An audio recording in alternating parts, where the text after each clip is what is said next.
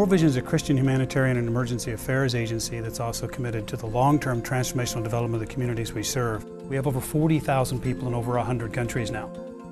Each of those countries, most of them, over 95–96% of them, are home country internationals. They're the local indigenous populations that have served our calling and served with us to support the beneficiaries in the field. It makes the scope and scale of our operations quite complex.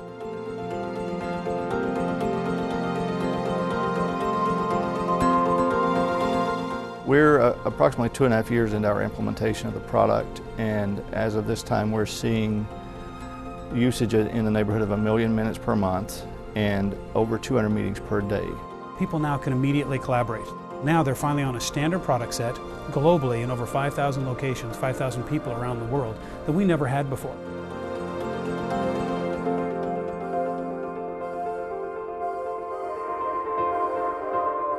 We had done our risk analysis. We knew that Haiti was likely to have bad hurricanes, bad storms, but also an earthquake. We'd invested in a VSAT network across the country, and some of the Cisco gear went into our national office there in Port-au-Prince. During the midst of that disaster, we didn't lose connectivity. We actually were able to collaborate and have sessions. Within 24 hours of the disaster, we had 2 people in country that had come in from Costa Rica. And within 48 hours, they were actually in the office, connectivity back up and running, and we were hosting WebExes with one another. It's amazing. We've never had this level of coordination and communication in a humanitarian disaster before.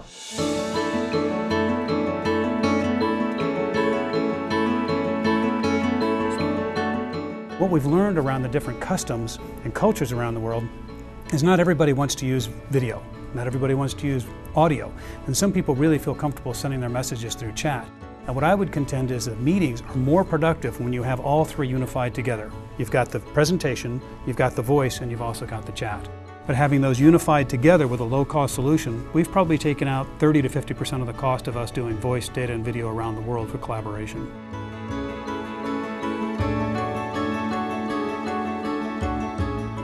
We see Cisco as a visionary company, and we saw Cisco as providing the best opportunity for us to be able to meet the needs of our staff in the developing countries that we support.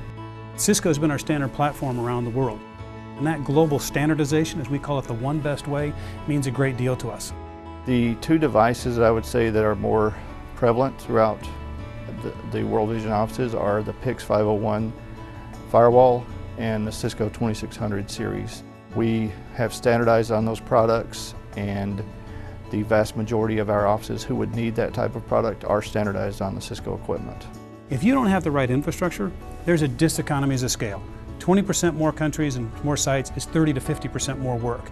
But if you have the proper infrastructure, and it's one best way around the world, how we connect, how we collaborate, how we communicate, that 20% more offices is 1 or 2% more cost. You get economies of scale.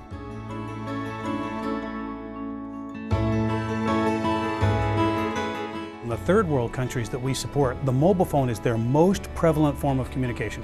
So true story, I'm driving home from the doctor just last night. I'm able on my BlackBerry to initiate the WebEx session, pull up the session on my BlackBerry, launch it, and I had people in about 10 different countries on the call last night. That's extremely important to us in North America for productivity, but in third world countries it's sometimes the only way they can communicate and connect, and we've got to honor them and support them.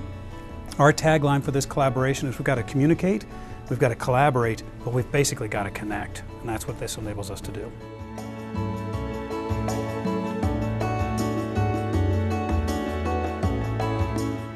We don't get the chance to schedule our relief activities by the clock and the transformational development needs and advocacy needs. We needed to have a system which was available anywhere in the world, 7/24, 365 days a year. When you're in 100 countries, the infrastructure it would take for us to host and maintain that ourselves would have been a non-starter. It would have been prohibitively expensive.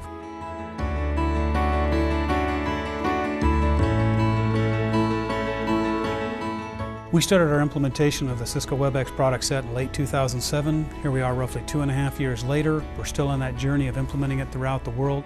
We're very happy with that journey. We foresee it going on.